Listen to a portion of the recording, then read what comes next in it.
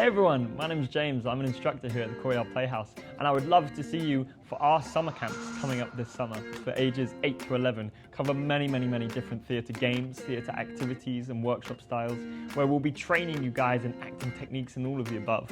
We'll be looking at morals from popular storybooks and using those in our games and in our stories and why they're so impactful and important.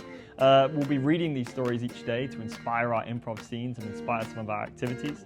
And we'll be focusing on many theatre games that develop soft skills, communication skills, as well as confidence on stage and working well with a team. Also, we'll be acting out some of these stories, giving them scripted tips and advice and techniques, so they have a wide range of different skills all in 1 week of camp. Of course, there's going to be crafts as well, which are going to be mega fun to inspire their creativity in different ways. And finally, all of this will be acted out in a showcase at the end of the 5 days, where you guys, the parents, can come down and watch what these guys have learned in a week. I absolutely love teaching the camps, and I hope to see you guys there.